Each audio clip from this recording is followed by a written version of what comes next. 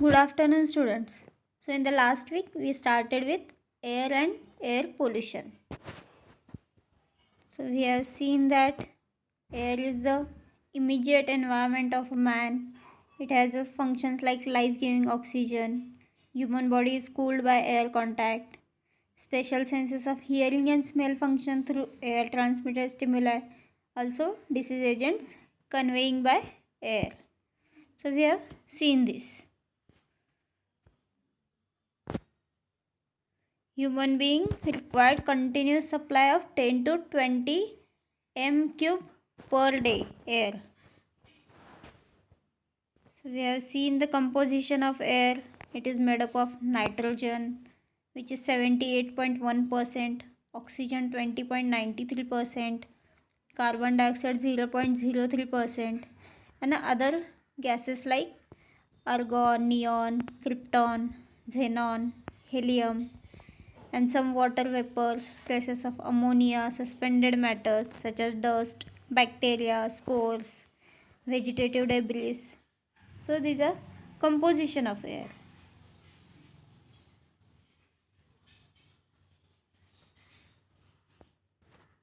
We have seen impurities of air, and mainly we have seen the self-cleansing mechanism of air, which is operated by nature itself. It is by wind. The wind dilutes and sweeps away the impurities by its movements. Sunlight, the atmospheric temperature, and sunlight play their own part by oxidizing impurities and killing the bacteria. Also, we have seen rain, which cleanses the atmosphere by removing the suspended and gaseous impurities. Plant life, the green plant utilizes the carbon dioxide and generate oxygen. Seen about air of the occupied room. When air is occupied in the room, there are some changes which are chemical and physical changes. Mainly chemical changes include increase carbon dioxide, decrease oxygen. Physical changes includes rise in temperature, increase of humidity, decrease in air movements, increase body odors, and bacterial pollution, which leads to decreased comfort, decreased health, decreased efficiency of human beings, feeling of suffocation, discomfort, complaints like headache, drowsiness, inability to concentrate. Also, there is a risk of droplet infection and decreased resistance to the disease. So, these are changes which happens when air is occupied in the room. We have seen this.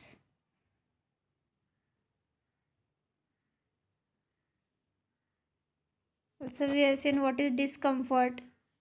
Discomfort is the subjective sensation which people experience in the ill-ventilated and crowded room.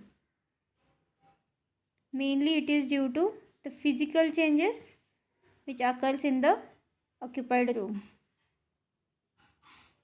We have seen the indices of thermal comfort, means the index at which human being feels comfortable.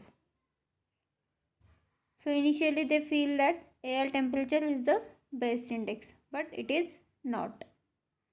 Then they have seen added humidity into it, but it is also unsatisfactory.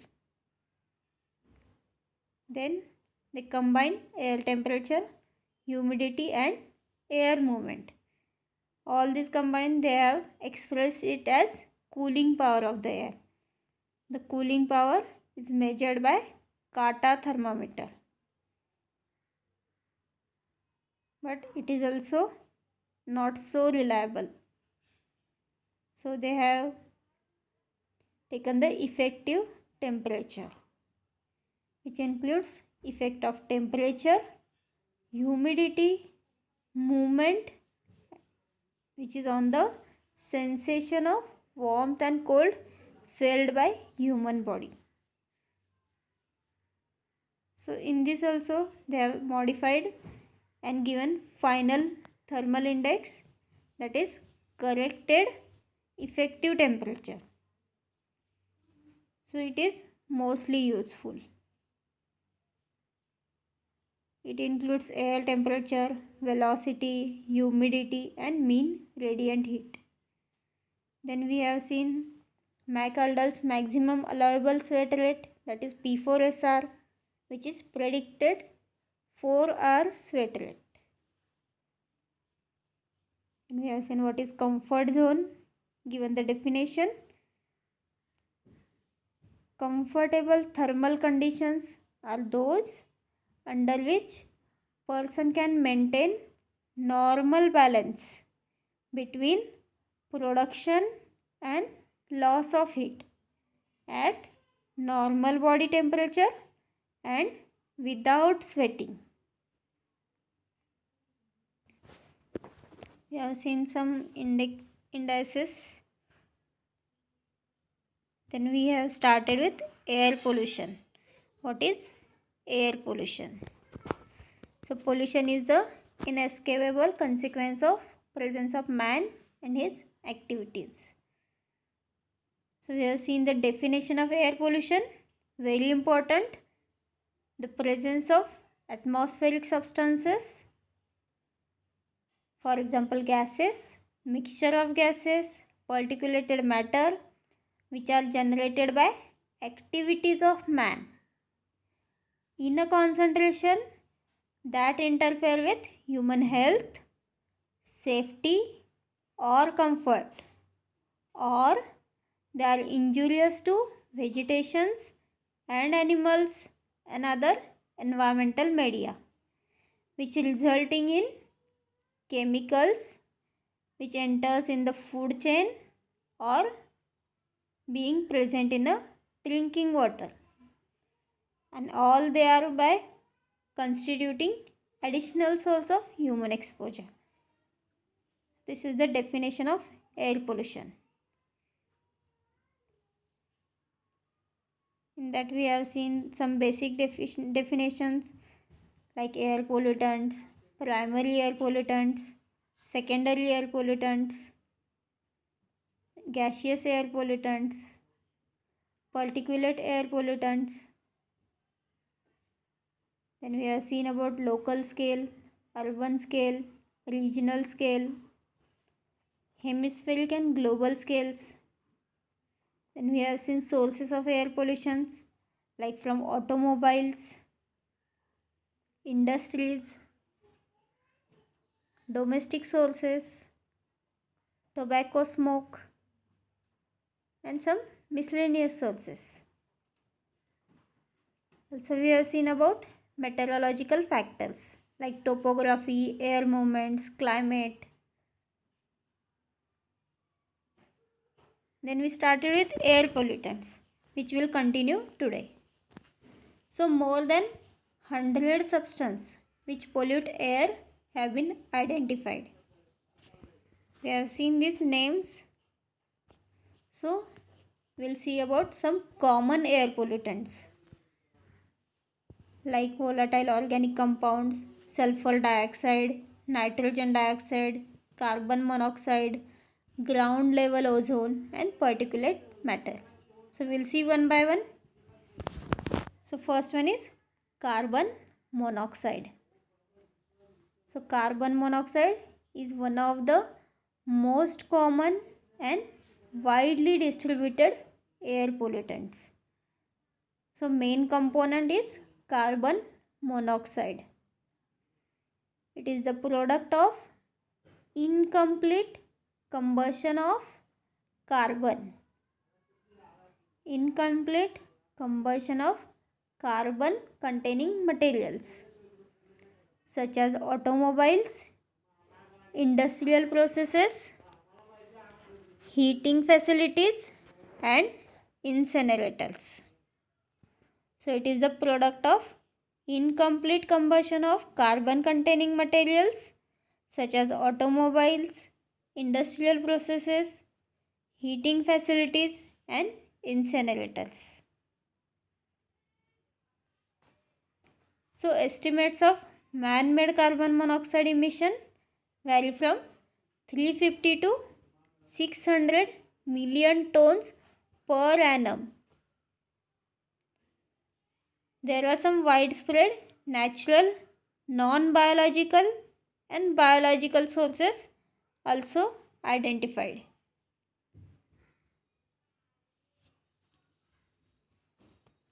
Obviously, concentration in urban areas depend on weather and traffic density.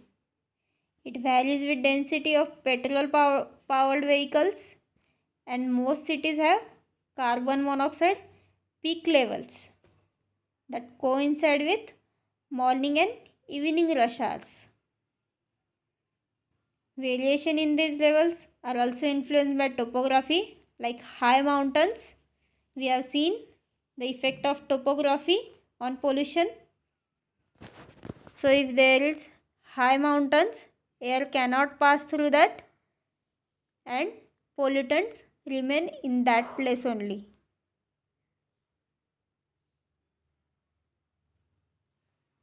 The fluctuation in ambient concentration is only slowly reflected in the carboxyhemoglobin levels in humans.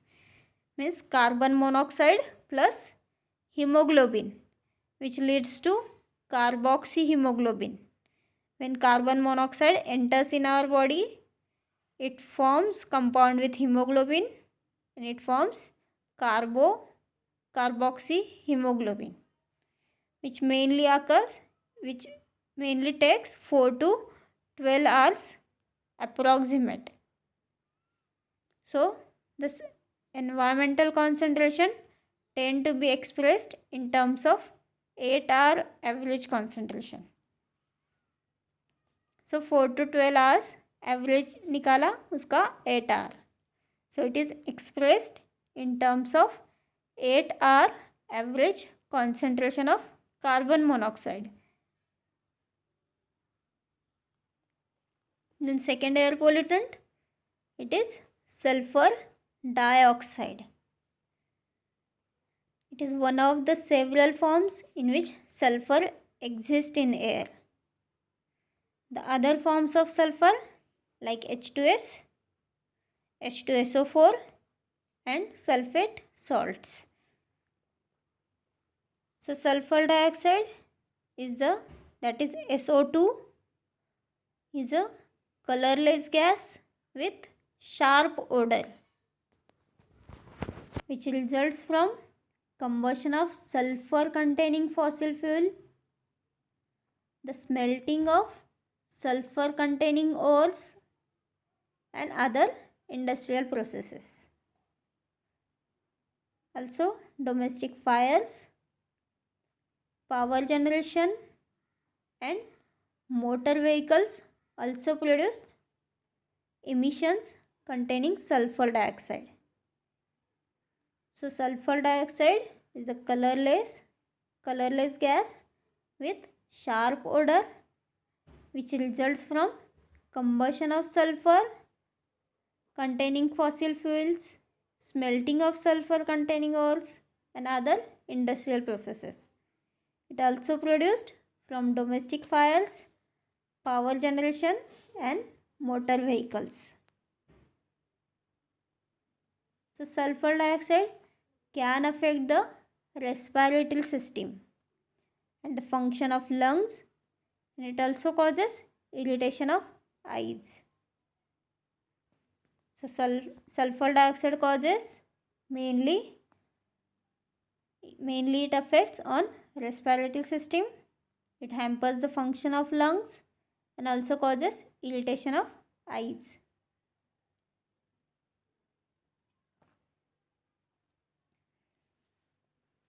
Inflammation of respiratory tract causes coughing, mucus secretion, aggravation of asthma, bronchitis and makes people more prone to infection of respiratory tract. So inflammation of respiratory tract causes coughing, mucus secretion, aggravation of asthma and chronic bronchitis and makes people more prone to infections of respiratory tract.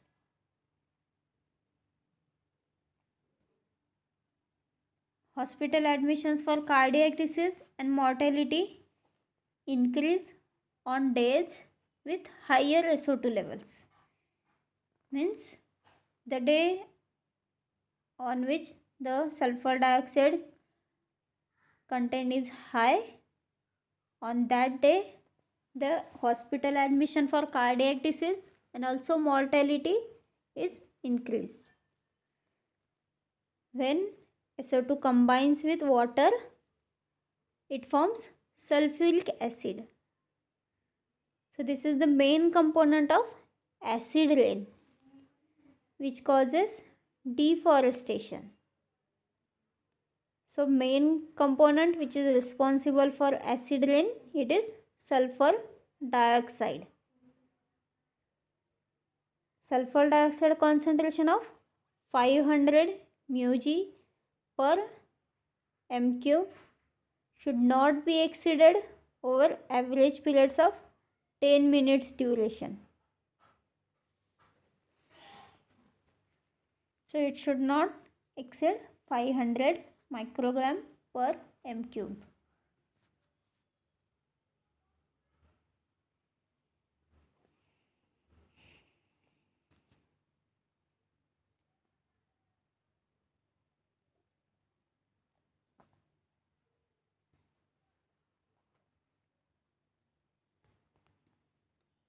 Studies indicate that proportion of people with asthma experiences changes in pulmonary function and respiratory symptoms after period of exposure to sulfur dioxide as short as 10 minutes.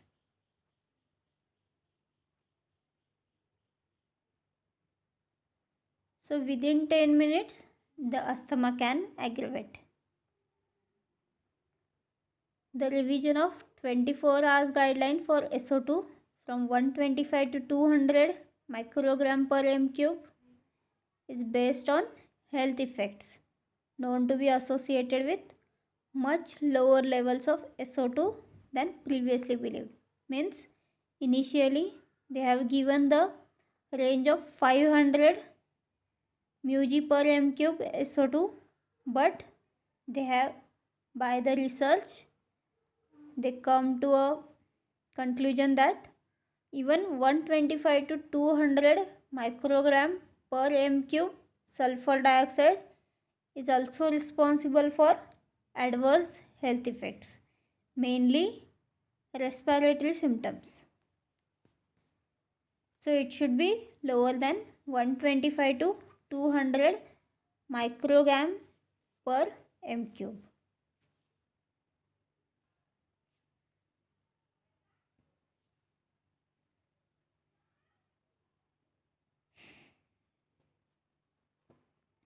The next air pollutant is a lead.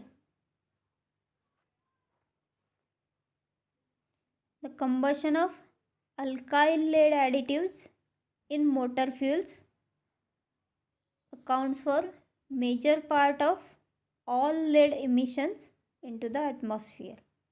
So mainly lead comes from combustion of alkyl lead additives in motor fuels.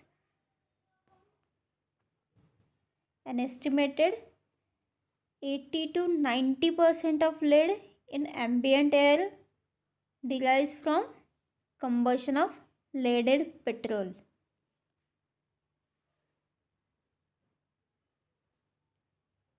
The degree of pollution from this source differs from country to country depending on motor vehicle density and also efficiency of effort to reduce the lead content of petrol. So it is mainly forms from the combustion of leaded petrol.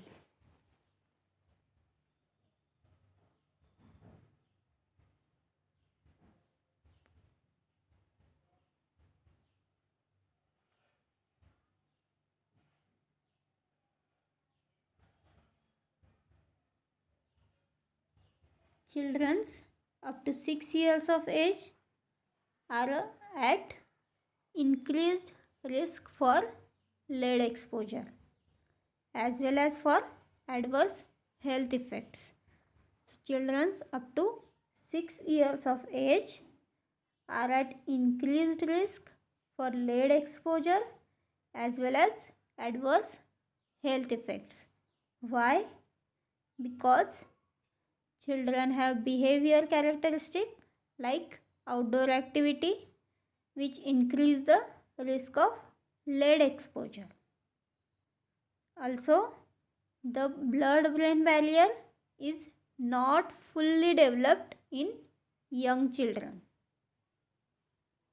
Also, due to lead, there are hematological and neurological changes which occurs at lower threshold in children than in adults. So even small amount of lead can cause hematological and neurological changes in the children. So that children up to 6 years of age are at high risk. Even pregnant women are also at high risk since the placenta is no effective biological barrier against lead. So they are at risk because of exposure of fetus to the lead.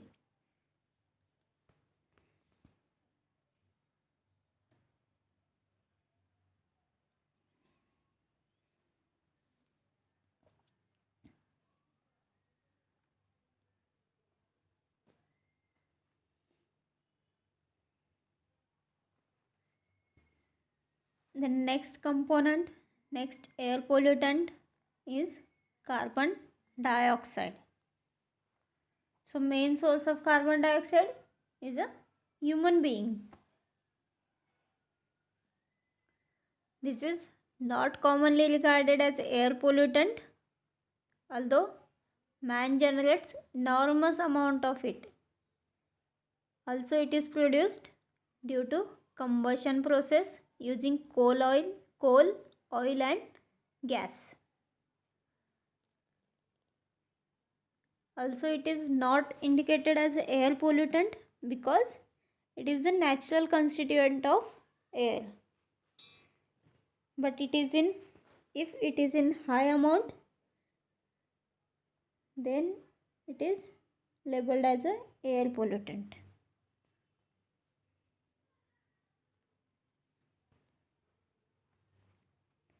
It does not take part in any significant chemical reactions with other substance in the air.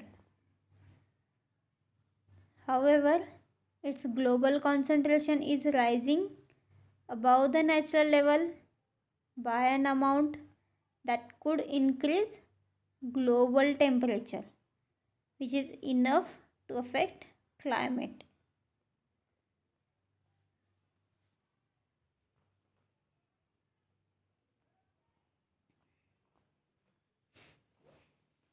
Next air pollutant is hydrocarbon, HC. Hydrocarbon. Man-made sources of hydrocarbon includes incineration, combustion of coal, wood, processing and use of petroleum. So man-made sources of hydrocarbons includes incineration, combustion of coal and wood and processing and use of petroleum.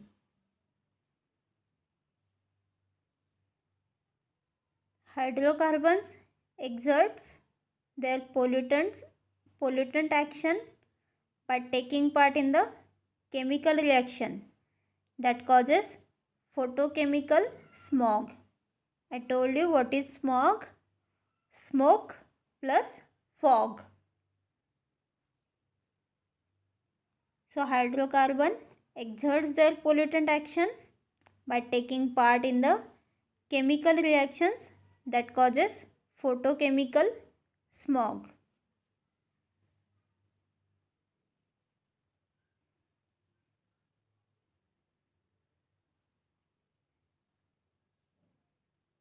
Next air pollutant, it is cadmium. CD, cadmium.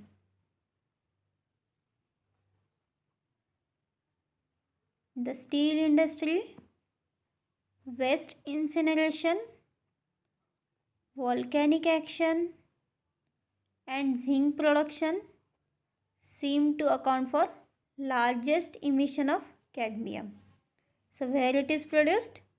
It is produced in steel industry, also produced from waste incineration, volcanic action, and while zinc production.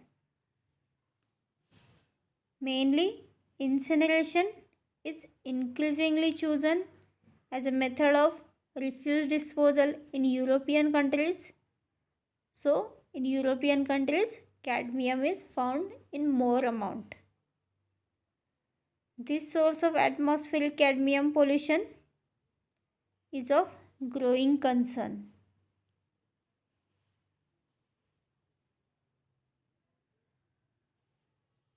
Also, tobacco contains cadmium, and smoking may contribute significantly to the uptake of cadmium.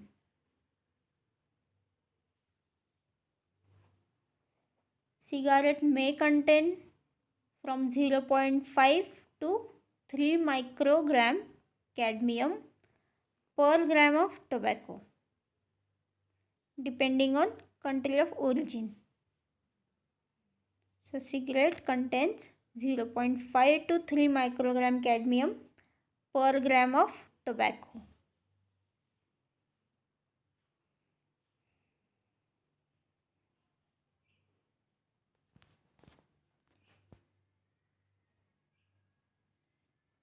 Next air pollutant is hydrogen sulfide. Human activities can release naturally occurring hydrogen sulfide into ambient air. In industry, hydrogen sulfide can be formed whenever elemental sulfur or sulfur containing compounds come in contact with organic material at high temperature. How hydrogen sulfide is formed? Whenever elemental sulfur means only S, elemental sulfur or sulfur containing compounds, any other sulfur containing compounds, when they come in contact with organic material at high temperature, then they form hydrogen sulfide, means sulfur plus hydrogen. So any organic material contains hydrogen. When that sulfur and hydrogen combines, it forms hydrogen sulfide. Mainly hydrogen sulfide is formed during coke production, in viscose rayon production, also in wastewater treatment plants, wood pulp production, mainly by using sulfate method, also sulfur extraction processes, oil refining, and in tanning industry. So at many places hydrogen sulfide is formed, mainly coke production, in viscose rayon production, wastewater treatment plants, wood pulp production, sulfur extraction processes, oil refining, and in tanning industries.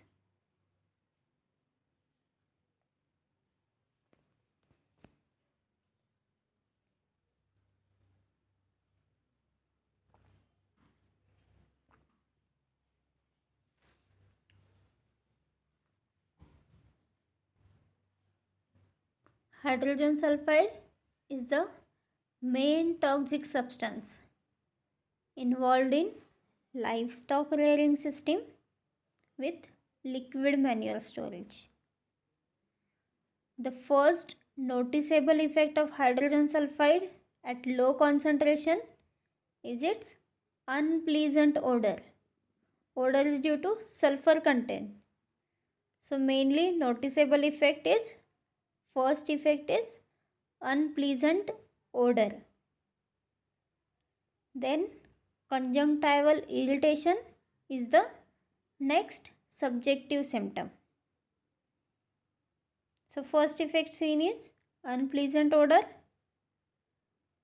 Next symptom is conjunctival irritation. Workers exposed to hydrogen sulfide concentration which is less than 30 microgram per m cube reported to have diffuse neurological and mental symptoms. So workers which are exposed to hydrogen sulfide which is less than 30 microgram per m cube are reported to have neurological and mental symptoms.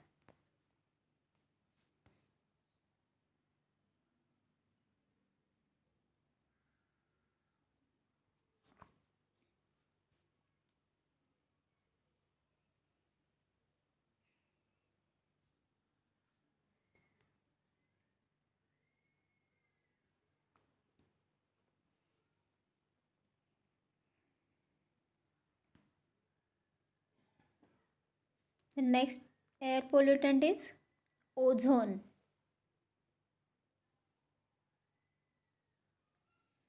So ozone at ground level, not to be confused with ozone layer in the upper atmosphere, which is one of the major constituent of photochemical smog. So the ozone layer which is present in the upper atmosphere is different, and the air pollutant ozone at a ground level is different. It is formed due to photochemical smog. So it is formed by photochemical reaction of sunlight with pollutants such as nitrogen oxides from vehicle, industrial emissions, and volatile organic compounds which are emitted by vehicles, solvents, and by industry. Ozone means O3. So it is formed due to photochemical reaction of sunlight with pollutants. You can see in the image sunlight plus that pollutants comes from vehicle or industry and then leads to ozone.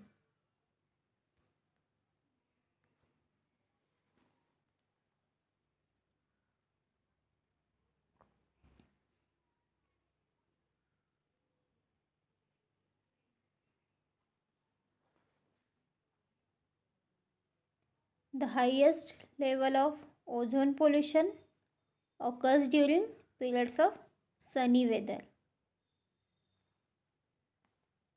Excessive ozone in the air can have marked effect on human health. It can cause breathing problems. It can trigger asthma. It can reduce lung function and cause lung disease. So in the European countries, it is the one of the main air pollutant which is of most concern.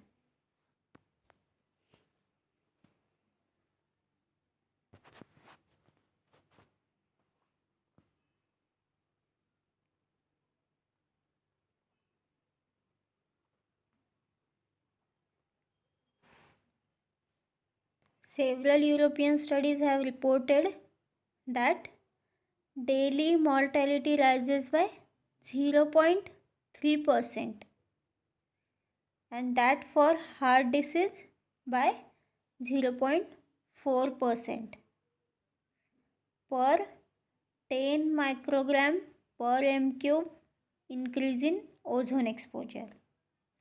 Means if we expose 10 microgram per m cube ozone, then there is a increased mortality rate by 0.3% and increased heart diseases rate by 0.4%. So how it is harmful?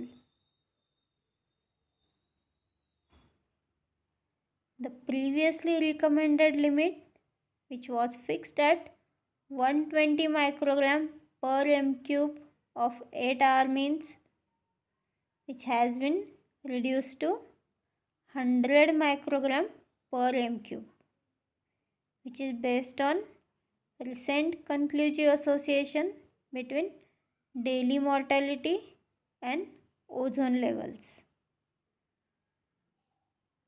So its level is reduced to 100 microgram per m cube.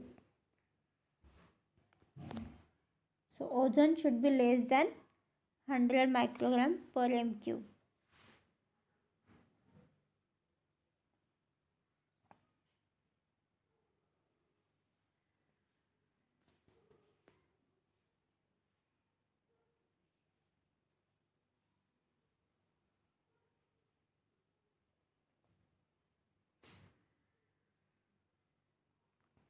And next air pollutants, which are oxides of nitrogen.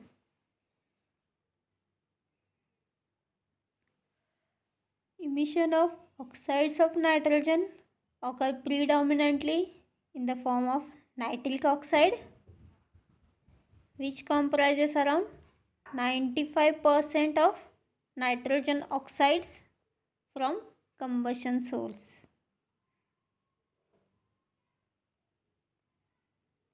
So coal is the most important fuel in this context. Other sources are road traffic and electricity generation.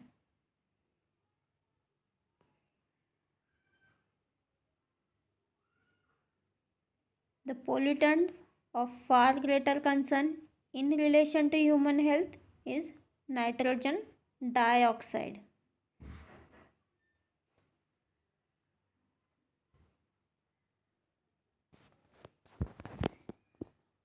NO2, nitrogen dioxide.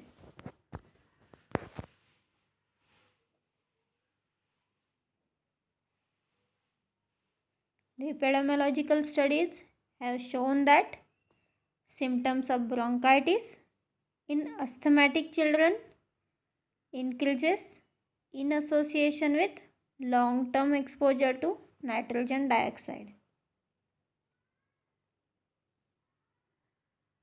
Reduced lung function growth is also linked to nitrogen dioxide at concentration currently measured in the cities of Europe and North America. The WHO guideline value of nitrogen dioxide is 40 microgram per m cube. So nitrogen dioxide, it should be less than 40 microgram per m cube. If it is more than that, it can cause reduced lung function and also aggravates bronchitis.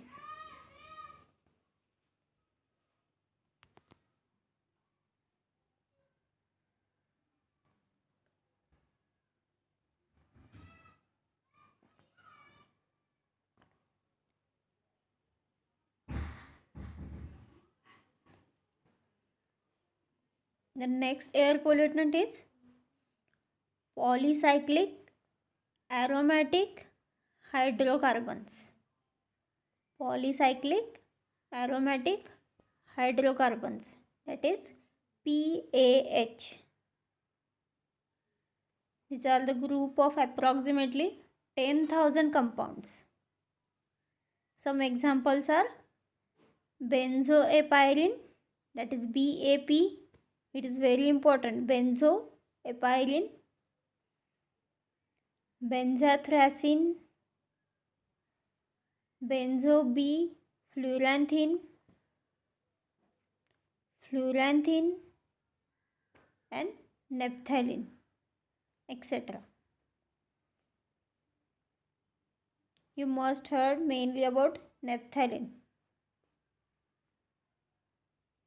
So BAP is commonly used as an indicator species of pH contamination, and it is most available data refer to this compound. Most pH in the environment are produced by incomplete burning of carbon containing material like wood, garbage, coal, and oil.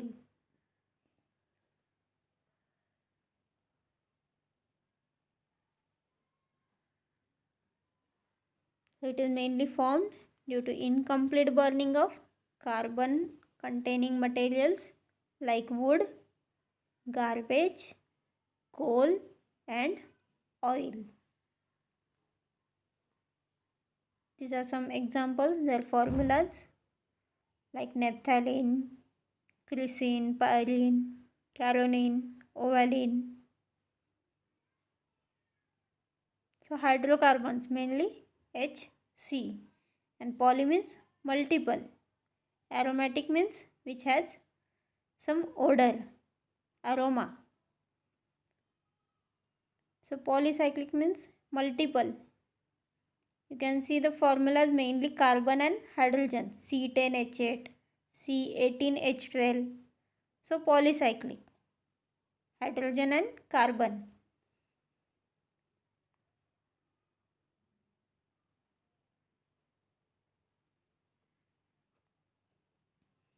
Automobile exhaust, industrial emission, and smoke from burning wood, charcoal, and tobacco contains high levels of pH. In general, more pH from when materials burn at low temperature, such as wood fires and cigarettes. The fine pH particles can bind with ash particles and can move along distance. pH particles can bind with ash particles and can move long distance.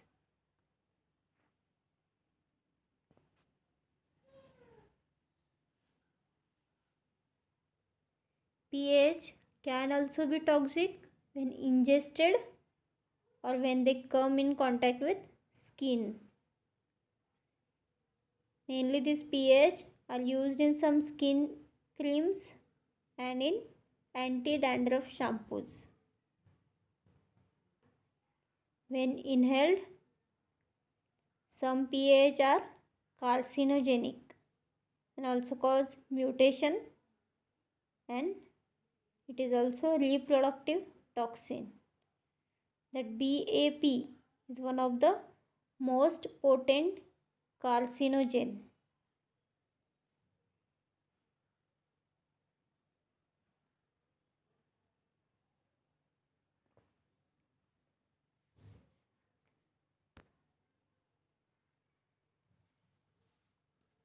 A person who smokes one pack of unfiltered cigarettes per day is exposed daily to 2 to 5 microgram of carcinogenic pH.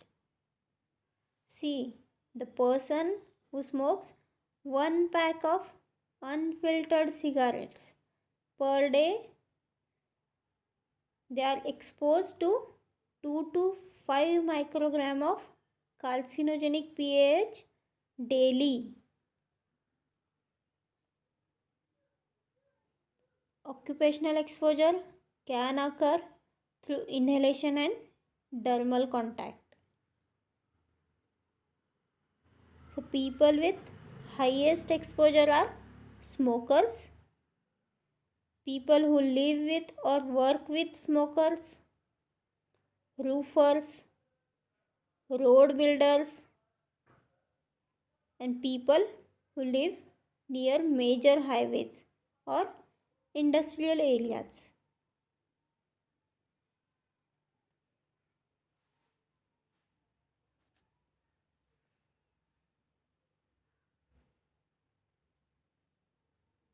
This is statistic based on epidemiological data from studies on coke oven workers. A unit risk of lung cancer for PAH mixture is estimated to be 8.7 into 10 raised to minus 5 Ng per m cube BAP. So this is a statistic. The next air pollutant is particulate matter. If you remember what is particulate, it is the substance which is in liquid or solid form in the air. So particulate matter. Airborne particulate matter represents complex mixture of organic as well as inorganic substances. The particles are generally classified by their size measured, which is in micrometer. Micrometer, that is 1/1,000,000th of meter. In 1987, US EPA promulgated a standard of PM, that is particulate matter, less than 10 micrometer in aerodynamic diameter. But in 1997, they have given a standard for PM less than 2.5 micrometer in aerodynamic diameter. For size reference, you can see if human hair is there, it is of 50 to 70 micrometer. If fine beach sand, it is 90 micrometer. So the PM particulate matter, it is, if it is blue color, 10 micrometer or less than 10 micrometer, it is dust, pollen or mold.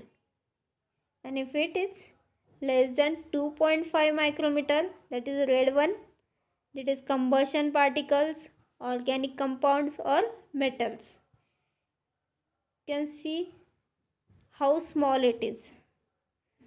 Our hairs are of 50 to 70 micrometer in diameter.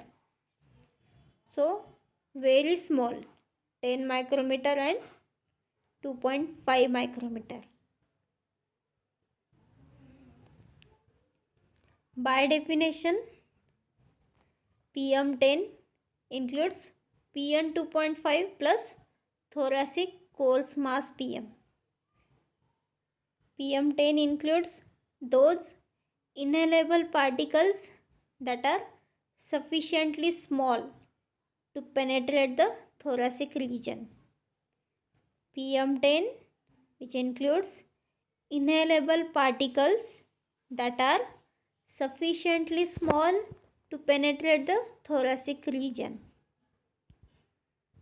But PM 2.5 micrometer, it is a size fraction with high probability of disposition in a smaller conducting airways and alveoli. You can see in the image, if PM10, it can only penetrate the upper respiratory tract, and if it is 2.5 micrometer or less than that, it can penetrate lower respiratory tract, smaller airways. So you can see less than 10 micrometer, which are coarse particles, can deposit in the upper respiratory tract. These are pollen and desert dust. Less than 2.5 micrometer, fine particles like bacteria, fungal and mold spores, pollen, tonal dust.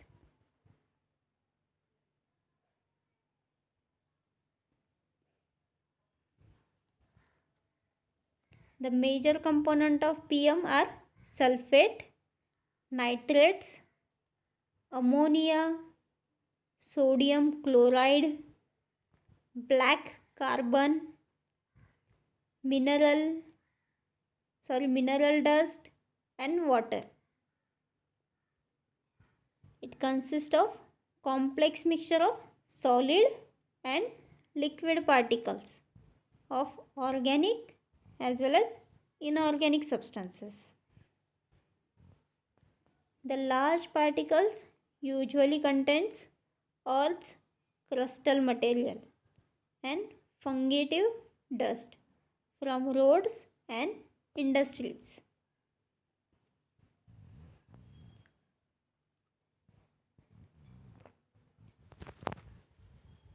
Particulate matter of respirable size may be emitted from number of sources. Some of them are natural, like dust storms, and some are artificial. For example, power plants, industrial processes, vehicular traffic, domestic coal burning, and industrial incinerators.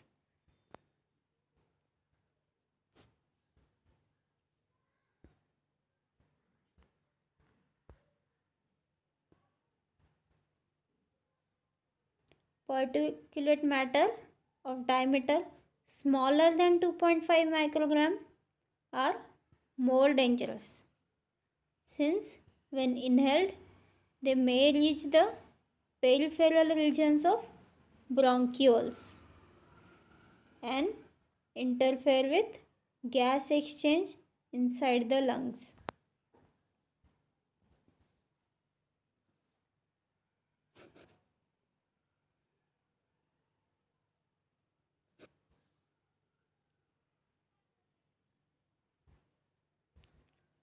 Chronic exposure to particulates contribute to the risk of developing cardiovascular and respiratory diseases as well as lung cancer.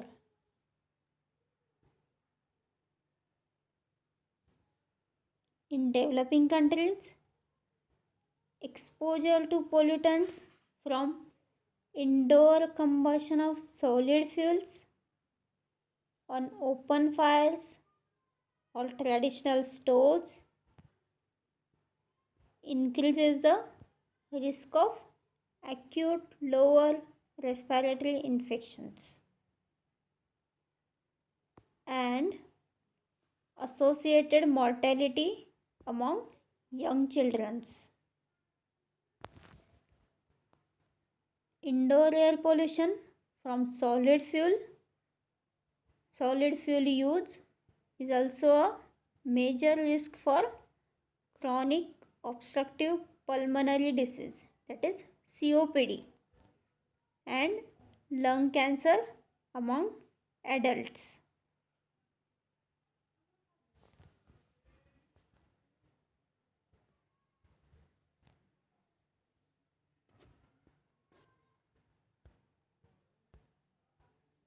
So today we have seen about air pollutants.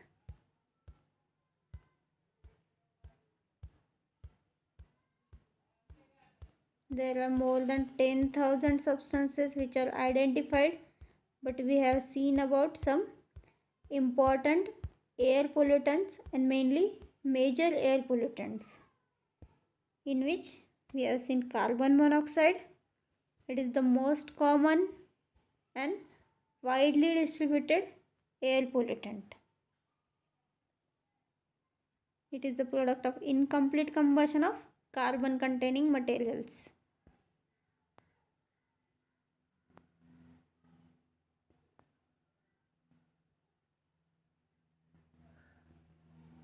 Then we have seen sulfur dioxide, SO2. It is a colorless gas with sharp odor. It results from combustion of sulfur containing substances. It mainly affects some respiratory system, also cardiac diseases. Also, it is the important main component of acid rain because sulfur dioxide combines with water which form H2SO4. So sulfuric acid. So it is the main component of acid rain.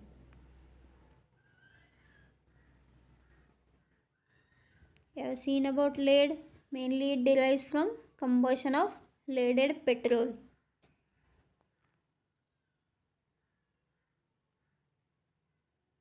You have seen mainly risk groups are children up to 6 years of age and pregnant women.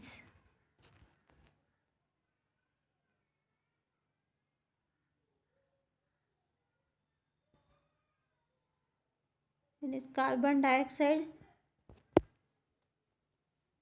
is mainly formed due to respiration of humans and also due to combustion processes using coal, oil and gases.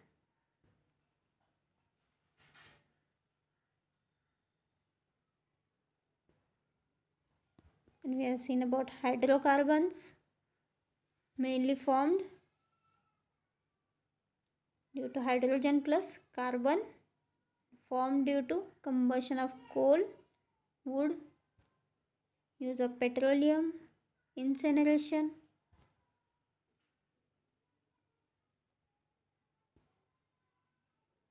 And seen cadmium mainly formed in steel industry, waste incineration, volcanic action, zinc production. And seen about hydrogen sulfide.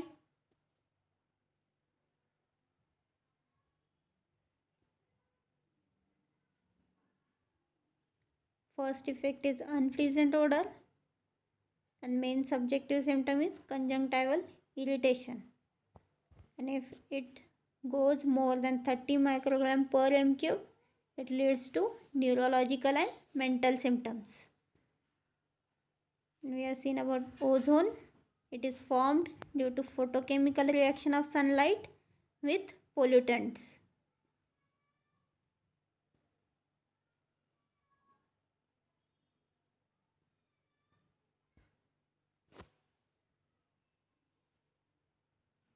And we have seen oxides of nitrogen. The main source is coal.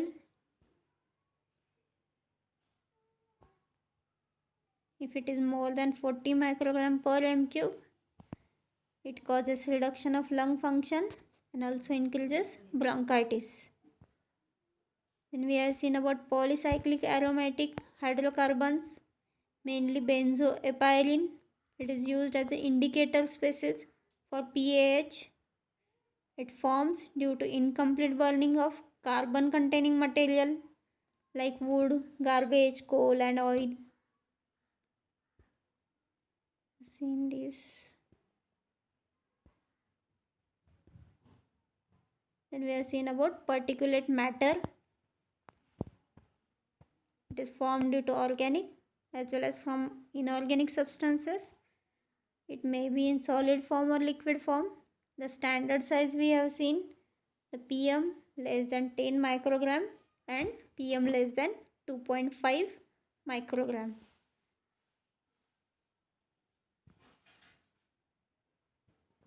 So PM10, which includes inhalable particles that are sufficiently small to penetrate thoracic regions, and 2.5 microgram, it is the size fraction with high probability of deposition in smaller conducting airways and alveoli. In this.